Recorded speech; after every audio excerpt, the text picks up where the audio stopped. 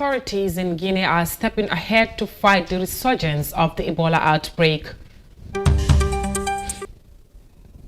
Nigeria's economy is facing serious pressure as authorities scramble for support.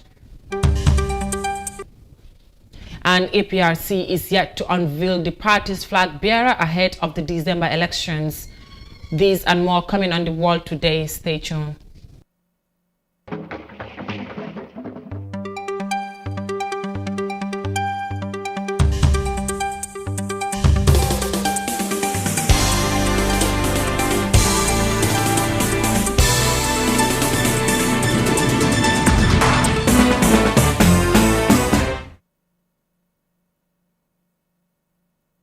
Good evening, this is The World today with me, Sahna Tunkara. Thanks for joining us, and now to our news in detail. The COVID-19 infections continue to rise in different countries, including the Gambia, prompting authorities on alert to deal with the situation. The Gambia government has announced its plans to suspend all public gatherings as measures to contain the virus in the country. More of that in this report by Ndai Sise. More than 1.8 million COVID-19 cases have been recorded globally so far, and it has continued to disrupt the world, including the Gambia. The novel coronavirus was first confirmed in West African country in March 2020, as the number of infections continues to increase in the country. The Gambia government has put down measures including the suspension of all public gatherings in the country, effective 8 March, as part of its effort to curb the spread of the virus. The public have since raised concerns as to whether the government will impose a new lockdown. However, the Deputy Director of Health Promotion, Sanjali Trawale, says imposing another lockdown depends on the rapid increase of new cases in the country. If we see that we are at a very high level, government will be advised on what action to take, and this may include a lockdown. But as I say, it depends on the situation. We are studying the situation, but what we can say is there is an increase. We are seeing cases.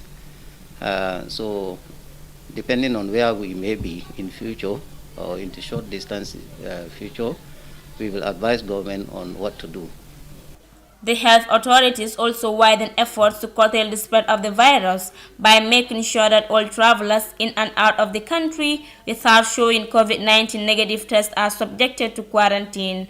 According to Mr. Trawale, all travelers that are without COVID-19 negative test certificate will be responsible of their own quarantine cost. And now what we are doing is whoever comes, and because all the passengers by now know that it's a requirement. Traveling to the Gambia is not only Gambia, to any part of the world. It's a requirement that you need to have a certificate to indicate that you are tested and found negative. So similarly, anybody coming to this country, we expect that you come with the certificate. If you don't come or to prove that you've been tested and found negative, we will send you to one of these hotels. At this time, it's at your own cost. As COVID-19 vaccines rollout continues, only few developing countries benefited from the vaccines to contain the spread of the virus, while other countries, including the Gambia, is yet to receive its share. According to the latest update from the Ministry of Health, the Gambia currently has 4,554 confirmed cases with 144 deaths, while 4,011 people recovered from the virus. Reporting for iAfrica News, I am Daisy Sise. The Gambia going under lockdown will depend on the increasing number of COVID-19 cases, according to health officials. And from that report by Ndai Sise, President Adama Barrow on Saturday inaugurates a 20-megawatt power plant in Brikama. This is done to bridge the gaps in demand of electricity supply in the country. The President Adama Barrow's government vows to tackle the electricity nightmare and aims to have uninterrupted power supply across the country come 2025. The 20 megawatts power plant funded by the Islamic Development Bank at a tune of $25.22 million is expected to boost electricity supply in different areas within the Greater Banjul area. Electricity is a basic necessity in everyday life activities, and most communities in the country still face challenges of inadequate power supply on a daily basis. Speaking President at the inauguration ceremony, President Adama Barrow says the electricity sector has registered progress since 2017. He said over 600 communities will benefit from electricity supply in the next 3 years. Our government is aware of the fact that despite significant improvements on access to electricity since 2017, there remains a considerable portion of our population without electricity supply. To address this, in collaboration with our development partners, government will, in the next 3 years, create access to over 685 communities. Countrywide, our target is universal access by 2025, which is earlier than the 2030 sustainable energy for all. Fafa Sanyang, the Minister of Petroleum and Energy, reiterates government's commitment to improve the livelihood of its citizens. Sanyang lauded the significant improvement made in the energy sector since the coming of the Barrow administration. There is no doubt that the inauguration of this project today reflects the government's commitment to achieving the noble goal of bringing electricity to the doorsteps of every citizen to improve lives and livelihoods. Your Excellency, through your leadership, foresight and support, the Gambia energy sector has seen remarkable transformations since 2017, when my ministry spearheaded, with support from partners, the development and adoption of an electricity roadmap for the sector to guide its development in short to medium term. The managing director of NAWEC, Nani Juwara, reveals that ECOWAS and the Gambia government are working to identify a location for a 150 megawatt solar plant in the country. He says he is optimistic that Gambia could develop solar projects in the regions. So we are very optimistic that Gambia could be used as a hub for solar projects within the region. And this is going to be a big plus in our side to have least cost electricity generation capacity in the country, and we also continue to work with our partners, our sister utilities in the region, to harness cheaper sources of energy so that this country, that people have always been complaining that our tariffs are high. Yes, because our tariffs are high, it depends on our mode of operation. But with all these additions, we are very optimistic that the cost of energy will significantly go down, and we have the support of the government, and inshallah this will happen. In 2020, President Barrow's government launched an electricity power expansion project, Kiang Winile, for the first time after over 50 years of use of kerosene lamps, candles and solar lights. The 20 megawatts power plant in Brikama will further strengthen energy supply in city and its surroundings. The recently launched electrification project is part of the government's plan to rid the Gambia of darkness by connecting more communities to the national grid as envisaged in the Gambia's National Development Plan. Reporting for African News, I am Kejit Sega. Now, Guinean authorities are closely working with international partners to combat against the newly resurgent Ebola disease in the country. Health authorities say the new outbreak could affect the efforts to contain COVID-19 pandemic, and residents in Conakry also expressed their concerns of the situation. Guinea is among the West African nations that were hardly hit by the first outbreak in 2013. More of that in this report. The country is once again facing a new wave of the Ebola virus. There will be a fact-finding mission sent to demarcate the area that is incriminated and the villages of all the people who took part in the burial ceremony in order to identify contacts and isolate them. Afterwards, there will be a second mission that will take some time to be able to provide the answer to the source of this new outbreak. This mission will seek to find out whether it is an old disease that has awakened in the body of the patient or whether it is from wild animals such as bats that are incriminated in the genesis. We also made contact with the WHO. This time we are going to use our fatal weapon against Ebola, which is vaccination. The World Health Organization is sending 11,000 doses of Ebola vaccines to Guinea.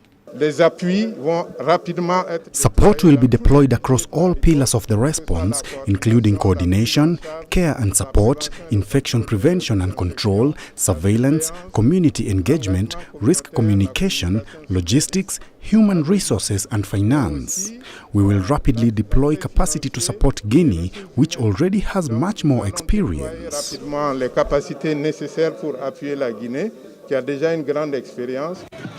Nearly 11,300 people died in the Ebola epidemic that gripped Guinea between 2013 and 2016. The deadly virus has re-emerged as the country struggles to contain COVID-19. Health experts say the new outbreak is likely to impact ongoing efforts against the coronavirus. This impact can be seen through the psychological state of the affected populations in Zerekure and through the general concern of Guineans about this very dangerous Ebola epidemic. In addition to the psychosocial impact, the resurgence of Ebola will impact the country's economy as the government will spend more money.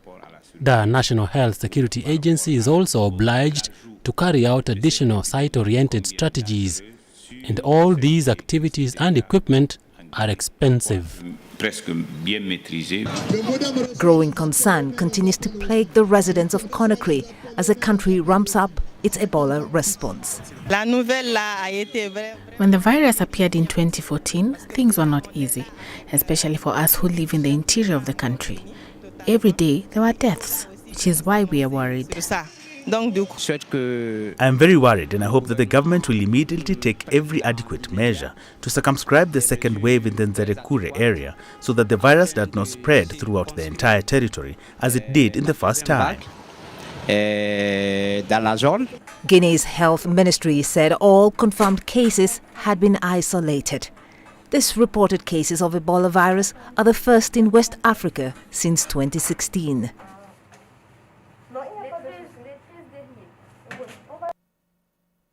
As COVID-19 continues to ravage the world, Guinea is simultaneously fighting both Ebola and the COVID-19 pandemic. Now, coming back home, the Alliance Patriotic Reorientation and Construction Party, APRC, on Saturday held its 7th Congress ceremony at the Paradise Suites Hotel in Kololi. The party did not unveil its flag bearer for the 4th December 2021 presidential elections, but rather reflected on the past and chart a way forward for years ahead. Binta Jallo has more in this report.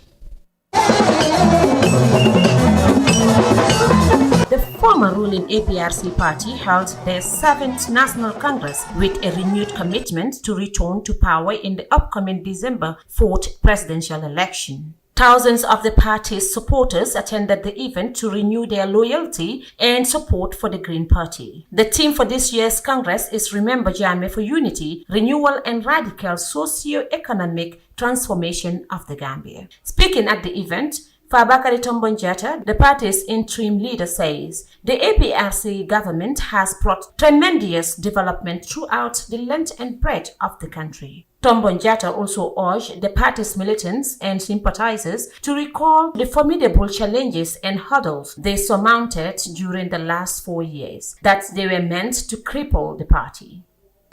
There were incessant smear campaigns against the Supreme Party leader and our party. Our people were shot to death, massive arrests and detentions, our accounts frozen, our vehicles seized and sold by a compromised commission and TRRC. Refusal to acknowledge and implement the joint communique signed between former President Yahya Jammeh, ECOWAS, AU and the United Nations that led to the former president's departure to Equatorial Guinea, thus enabling a peaceful transfer of power. Bori Escole, the second deputy party leader of the APRC, outlined the party's effort to regenerate its power, thereby ensuring people's continued believing that their future and fortune lies with the APRC party. With careful, true steered work, APRC has largely managed to reproduce its power status across the 4 domains: face of the political party, of party organization in relation to people as competitive political parties formulating power through elections and as a party in command of most of the states. The former councillor of Ibo Town and New Juswan Ward, Modlamin Bojang, also highlighted the significance of the Congress, saying former President Jammeh is expected to contest for the APRC's flag bearer in the forthcoming December election. We are expecting Yahya Jammeh to file his application because the policy of the party is if you want to be a flag bearer of our party, you have to file in an application that you want to be a flag bearer for APRC. Any other person can apply. Any other person can apply. I'm going to apply because I want to be the flag bearer of APRC. Yahya Jammeh is going to apply because he wants to be the flag bearer of the APRC. And any other person also is going to apply because they want to be flag bearer of the APRC. Now it's left to the government, it's left to the APRC executive and its people and its militants to decide among the applicants who they want to be, who should be their flag bearer. Founded by the exiled former President Yahya Jammeh, the APRC party ruled the country for 22 years before losing in the December 2016 election. That brought current President Adama Barrow in power as a coalition president backed by several other political parties. The Green Party has renewed its commitment to sweep the polls December 4th presidential elections with a strong back to State House campaign. Reporting for iAfrica TV, Binta Jala. Now, from the political arena, we'll go with a short commercial break. The news continues. Stay tuned. The pride we take in our brand, the work we put into constantly change the landscape and elevate real estate in the Gambia, it's compared to none. From inception, our goal was to add value to the beautiful Gambian landscape. That's why we are proud innovators of community estates. Kololi Sands is an exceptional piece of work, tailored for ultimate convenience and luxury, to bring you an element of finesse that is rare but unique in its own. This is also our pride and joy, and we welcome you to the exquisite beauty right here in Kololi and right here on the waterfront. Kololi Sands, feel the ocean breeze at your doorstep.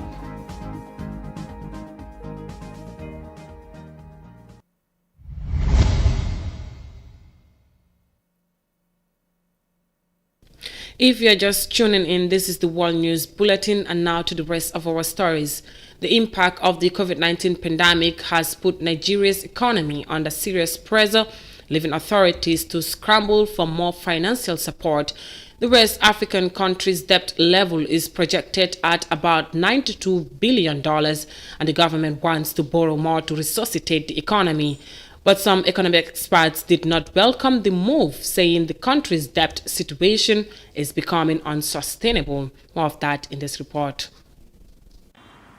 Nigeria has a serious cash crunch made worse by COVID-19 and low oil prices. The government has been borrowing massively to fund its budget.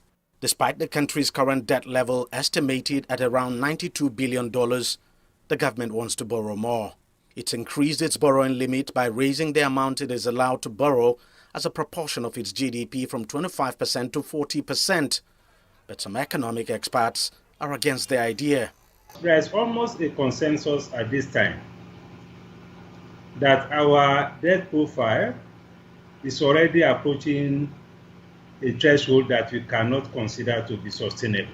If we look at the components of our resources, of our revenue, that we commit to debt service, it says sometimes close to 60%. If we look at the component of debt service in the budget compared to our capital allocation and other very vital budget heads, it's quite heavy. So, and we know that the capacity of the government to service debts is becoming increasingly challenging. Nigeria is currently spending big to service its debts. In the third quarter of last year, the cost of debt servicing rose by 89%. Many fear racking up additional debts could worsen things for the country. But the government says the intended borrowing is only for the period of 2020 through 2023. It's also taking measures to shore up its revenues to ensure its obligations are met. There's also a lot of improvement on our revenue generation. Even though we haven't gotten to where we want to be, but we have seen a steady increase in the revenue from 2018 to today, and we expect that trajectory to continue as we implement the strategic revenue and growth initiative. Part of the new debt management strategy will also prioritize domestic borrowing over external loans. The government says it will focus more on long-term domestic instruments. Perhaps that may make some sense, because in the last 1 or 2 years, it's looking as if it's becoming cheaper to borrow domestically than to borrow externally. If you look at the yield on treasury bills, on federal government bonds, these things are around 1%, 2%, 3% at best. So it's becoming cheaper to borrow domestically than to borrow externally. And generally, in terms of managing debt, it is often easier to manage debts that are in domestic currency than debts that are in foreign currency. The new borrowings will most certainly drive up the size of Nigeria's debt, but the government insists the country's debt level is sustainable and still within global recommended threshold. It says without the new borrowings, it will be more than challenging for it to meet its financing needs and get the country on the path of growth. The effects of the global pandemic has put Nigeria's economy in a serious condition. Now moving into Kenya, 2 Kenyan disabled DJs are making waves as they perform online despite their ability challenges. The 2 entertainers were struggling to perform in their communities, but that soon changed after coronavirus landed in Kenya. As we featured this report, the 2 DJs explained what motivated them to go this far. On the outskirts of Kenya's capital, Nairobi, Robert Kimotho, whose stage name is MC Robsy, and Joseph Kamau, also known as DJ Skylar, are setting up for an afternoon show. The 2 are online entertainers despite having physical disabilities. We decided to look for a place where we can be able to be expressing ourselves and practicing whatever we have learned on DJing. They have had to find other ways of making it as DJs, with event organizers refusing to give them a chance. The community normally says that persons with disability, they are beggars. So whenever you go to an office, many were giving us maybe 50 bob as a sign of just helping you. They don't want to listen to what you want to say or what you want to be helped. So they just take you as a beggar. Kimotho says such encounters kept demoralizing them until COVID-19 landed in Kenya early last year. And that presented the 2 DJs a platform to showcase their talents. You know, online, it doesn't need any permission to play. You just need maybe the data or the Wi-Fi and the smartphone. But you know, the gigs, you just need to go to maybe the organizers, and many of them, they reject. They say they don't want to be seen as people with disability, but great DJs who happen to have certain disabilities. We just wanted people to know that we are capable of doing what other DJs are doing. So we were very happy whenever we were live, and then we see people saying you are motivating us. Any positive vibes, they are coming to us. So it really motivated us and kept us doing it more and more. People are happy with what we are doing.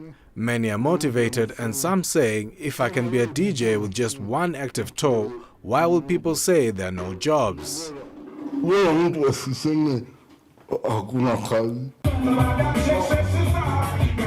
Like other aspiring DJs out there, the duo wants to continue developing their craft and hope to one day perform at live events. This ability is not the end of the world, as displayed by 2 Kenyan DJs who are physically challenged. Well, that was all from me on the World News Bulletin. Gambia 24 is up next at 19:30 GMT. Thanks for watching and bye for now.